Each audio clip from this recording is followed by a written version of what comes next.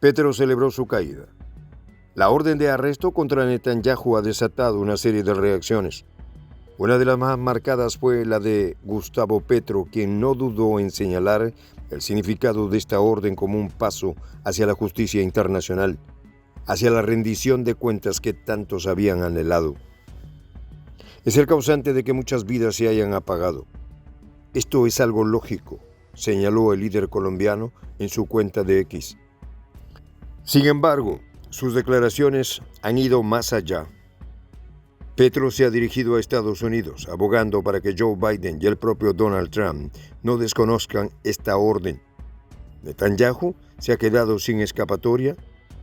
Los detalles a continuación. ¿Quieres saber cómo se puede fundar la patria grande? Mira el final del video. Celebra su caída. Petro se pronunció tras la orden de detención contra Netanyahu. Gustavo Petro se alzó desde Colombia como la voz que muchos hasta ese momento temían expresar en público. Desde la pantalla de su cuenta de X, el presidente colombiano dejó clara su opinión sobre la medida de la Corte Penal Internacional contra Benjamín Netanyahu al calificarla de lógica. No fue solo un pronunciamiento técnico o diplomático, sino un desahogo acumulado de indignación. Netanyahu es el causante de varios decesos. El Tribunal de Justicia del Mundo lo dice y se debe acatar su fallo, exclamó Petro, arrojando esas palabras con la fuerza de una flecha lanzada desde el corazón de la resistencia. Netanyahu, quien había permanecido en una postura soberbia durante las últimas escaladas de tensión en la región, se veía ahora obligado a enfrentar a la justicia internacional. Mientras Petro celebraba esta victoria de la justicia global, Netanyahu, por su parte, intentaba voltear el discurso. Se hizo la víctima.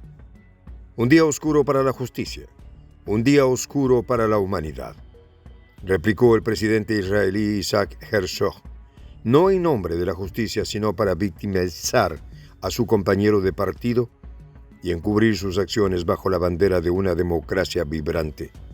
En ese teatro mediático, Herzog se aferraba a la narrativa de un Israel que actuaba conforme al derecho internacional y a las reglas del humanitarismo, mientras Petro desvelaba una verdad diferente a aquella donde los círculos de poder juegan con la vida y el sufrimiento de miles. Petro comprendió que algo que Herzog no, el mundo ya no es el mismo. Los telones de acero que cubrían las maniobras políticas se han abierto lo suficiente como para que, al menos por un instante, todos podamos ver lo que hay tras bambalinas. Con la misma claridad con la que Petro se refirió a la lógica de la orden de arresto, también lanzó una advertencia directa a la administración de Joe Biden. Si deciden desconocer la orden de la CPI, estarán conduciendo al mundo a la barbarie. Esa palabra barbarie retumbó como un eco doloroso, recordando a la comunidad internacional los peligros de la impunidad. Petro, sin embargo, no hablaba desde un resentimiento vacío, sino desde la convicción forjada en la historia. Sabía de la doble moral de Washington y por eso se atrevió a mencionar lo que nadie quería recordar. Estados Unidos es signatario del Estatuto de Roma, aquel que fundó la CPI, y sin embargo desde el gobierno de George Bush en el 2002 no lo ha ratificado. Los intereses geopolíticos de Israel y Estados Unidos están tan entrelazados que los valores que ambas naciones declaran defender parecen solo un decoro para su verdadera agenda. Desde la región hebrea, las voces de condena hacia la CPI no se hicieron esperar. Herzog y el canciller Gideon Sa'ar se alzaron en coro, casi como si cada palabra fuera ensayada previamente, como una canción triste que intenta conmover a quien ya no puede ser engañado. Es un defecto moral que convierte el bien en mal y sirve al mal, señaló Sa'ar, sugiriendo que la justicia había perdido su esencia al actuar contra Netanyahu. La verdadera ironía residía, no obstante, en cómo Saar ignoraba la realidad de los hechos que todos habían presenciado. En Gaza, el llamado del movimiento libanés y los combatientes palestinos se escuchaba cada vez más fuerte. La orden de la CPI fue un rayo de esperanza para quienes, bajo la sombra de los bombardeos, vieron también la posibilidad de un cambio. Un cambio en el que por primera vez los responsables debían rendir cuentas. No sería fácil, pero Petro se había sumado a aquellos que se atrevían a desafiar el discurso oficial. El relato que intentaba pintar a Netanyahu como un líder que simplemente defendía a su pueblo. Petro, en cambio, miró más allá de las palabras elegantes y los trajes de oficina. Entendió que mientras las bombas caían sobre Gaza, el sufrimiento no era una cuestión de narrativa política, sino de vidas que se apagaban, de niños que perdían su infancia y de familias que veían destruidos sus hogares. Netanyahu había liderado una ofensiva que no diferenciaba entre combatientes y civiles y eso, según Petro, era imperdonable. La justicia internacional debía actuar y él estaba dispuesto a respaldarla. Mientras tanto, Netanyahu continuaba con su campaña de victimización.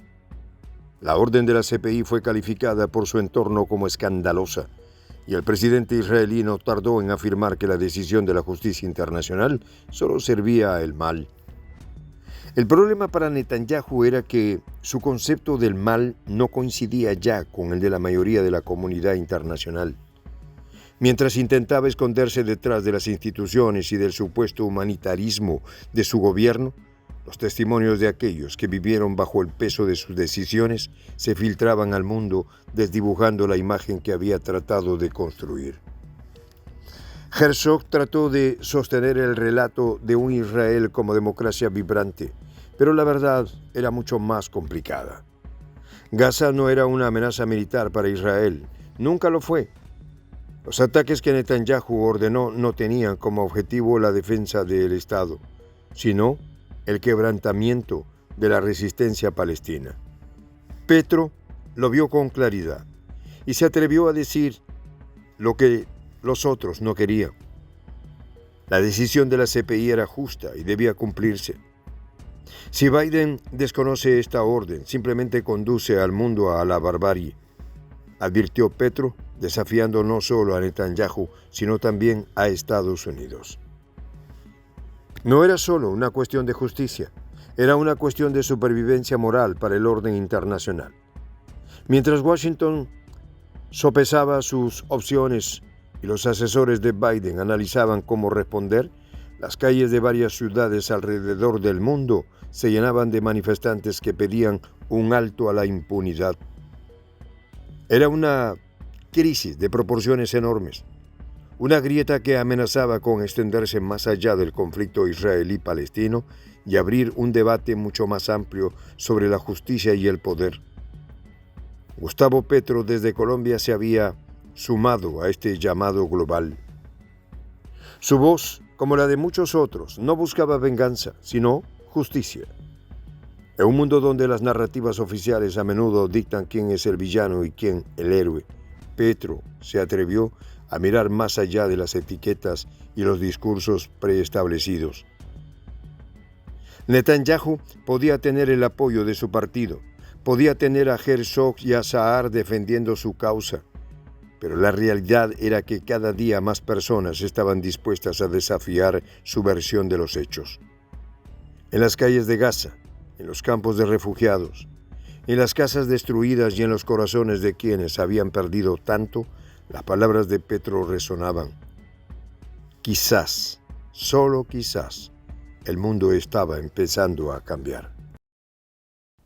En esta comunidad nos juntamos para, por ejemplo, conversar, interactuar, tener puntos de idea distintos, pero, por ejemplo, también tenemos un club de lectura donde leemos fragmentos de libros que consideramos que son importantes para crecer intelectualmente. También, por ejemplo, hacemos algo como lo que hace nuestro amigo el jefazo ahí en Bolivia. Les cuento la experiencia que me parece fascinante.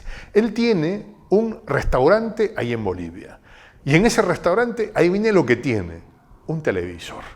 Y ustedes dirán, pero qué impresionante, ¿en qué contribuye que un restaurante tenga un televisor ahí en Bolivia? Una cosa muy importante, porque él, cada vez que abre su negocio, prende su televisor y pone los videos de Prensa Alternativa. Con eso, todos los días, poco a poco, con pasos muy concretos, él hace que toda la gente que vaya a su restaurante vaya insumiendo el concepto de la patria grande. Y así, pasito a pasito, estamos construyendo la patria grande. Son esos pasos pequeños pero concretos que hacen posible que el proceso de la construcción de la patria grande sea algo que ya comenzó. Un hecho dinámico que no tiene retorno en la historia. Y de verdad a nosotros nos gustaría que tú seas parte de esa propuesta. ¿Qué tienes que hacer? Muy simple. Dale clic en el botón unirse. De hecho, al hacerlo también contribuirás con una pequeña cantidad de dinero que permitirá que Prensa Alternativa produzca más y mejores videos. De verdad que te esperamos. La patria grande se va a construir cuando tú y yo y toda la gente de buena voluntad de América Latina y el Caribe comencemos a ser comunidad. ¿Cómo lo logramos? Interconectándonos todas las personas de buena voluntad que vivimos en América Latina y el Caribe. Y tienes una oportunidad de hacerlo, uniéndote a nuestra comunidad. Puedes hacerlo haciendo clic en el botón unirse que está en la parte de abajo. Soy el Juan José del Castillo, director del canal Prensa Alternativa. Si quieres ser parte de la comunidad de la Patria Grande, suscríbete a nuestro canal. Si es que quieres que te lleguen las notificaciones cada vez que subimos un video, activa la campanita. Si quieres apoyar a nuestro canal económicamente, puedes hacerlo a través de PayPal. El enlace está en la descripción del video. A nombre del equipo de Prensa Alternativa, me despido con esta expresión en el quechua milenario, Tupananchis Kama, cuya traducción es hasta volvernos a encontrar.